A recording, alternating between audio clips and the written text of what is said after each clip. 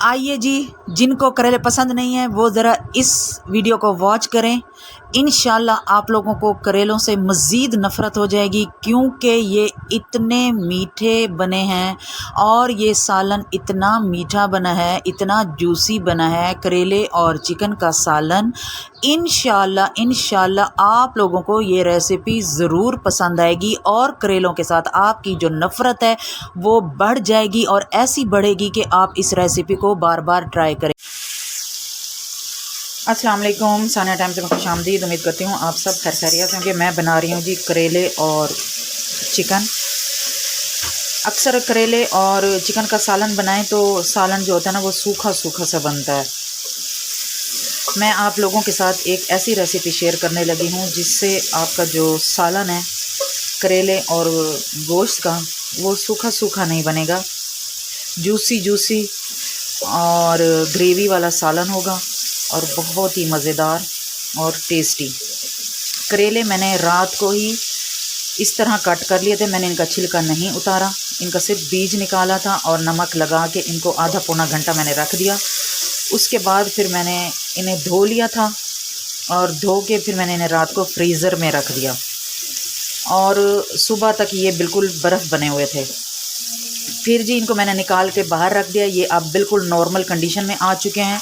अब हम इनको फ्राई कर रहे हैं। अगर करेले आपके कड़वे बनते हैं तो इसके लिए मैं आप लोगों को 2 टिप्स देती हूँ जिससे करेले का जो सालन है वो बहुत ही मीठा बनेगा। पहली ये कि करेले जिस दिन बनाने हों रात को ही इनको छील लें, काट लें और नमक लगा के धो के वॉश करके रात को फ्रीज़र में रख दें। ठीक हो गया, पहली टिप ये।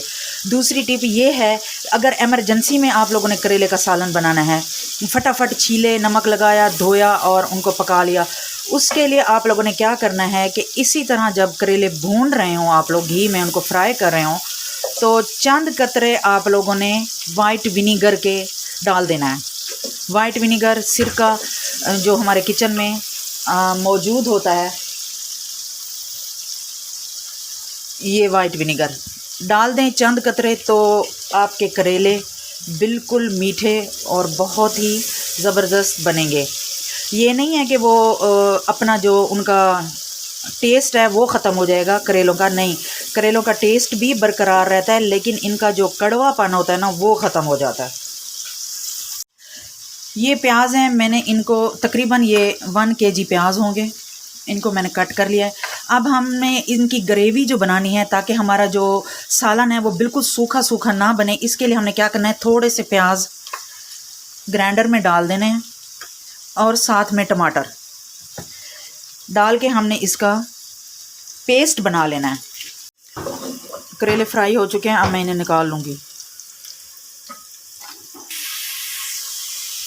लहसुन को बस हल्का सा फ्राई करना है, उसको बिल्कुल जला नहीं देना।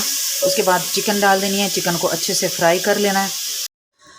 चिकन फ्राई हो चुका है, इसका कलर भी चेंज हो चुका है और गोल्डन ब्राउन चिकन का कलर हो चुका है। फिर मैंने इसमें डाल दिया है टमाटर और प्याज का पेस्ट जो हमने ग्राइंड करके रखा हुआ था। इसमें थोड़ा सा पानी डाला था, पानी है इसलिए इसको अच्छे से भून लेंगे ताकि इसका पानी भी सूख जाए, चिकन भी गल जाए और जो टमाटर और प्याज हैं वो भी भून जाएँ। तो इसके बाद फिर हमने इसमें डाल देने हैं जी स्पाइसेस में मैंने डाल दिया है सूखा धनिया और साथ में मैंने डाली है हल्दी, थोड़ी सी कुटी हुई लाल मिर्च, नमक और पिसी हुई लाल मिर्च। मैं अपने खानों में ज़्यादा स्पाइसेस यूज़ नहीं करती, मैं सिर्फ गरम मसाला, धनिया पाउडर, कुटी लाल मिर्च, हल्दी, नमक और पिसी हुई लाल मिर्च, मैं इसी के साथ ही अपने खाने बनाती हूँ और अल्हम्दुलिल्लाह बहुत टेस्टी और बहुत ही मज़ेदार जायके से भरपूर खाना बनकर तैयार होता है। ज़रूरी नहीं होता कि खाना बनाने के लिए बहुत ज़्यादा स्पाइसेस हों, मिसालों की ज़रूरत हो तब जाके खाना बनता है। घर में सिंपल से नमक मिर्च वगैरह हो उससे भी खाना लजीज बनता है अगर बनाने का तरीका हो तो। अब जी मसाला भुन चुका है, इसमें मैं बकिया प्याज डाल दूंगी। इन प्याज को भी मैंने हल्का सा सॉफ्ट कर लिया है ताकि ये थोड़े से नरम हो जाएं। जब ये नरम हो गए फिर मैंने इसमें करेले भी डाल दिए। करेले डाल के और साथ में इनको 2 मिनट मैंने मिक्स किया ताकि करेले, प्याज और चिकन आपस में अच्छे से मिक्स हो जाएं। इसके बाद टमाटर और हरी मिर्चें कट की हुई वो मैंने इसके ऊपर डाल दी और इसको 15 से 20 मिनट मैंने दम वाली आंच पे इसको रख दिया दम पे। उसके बाद फिर मैंने इसको खोल के चेक किया, चिकन भी सॉफ़्ट हो चुकी थी, जो करेले हैं वो भी सॉफ़्ट हो चुके थे और सालन एकदम ज़बरदस्त और खुशबू और जायके से भरपूर सालन बनकर रेडी है।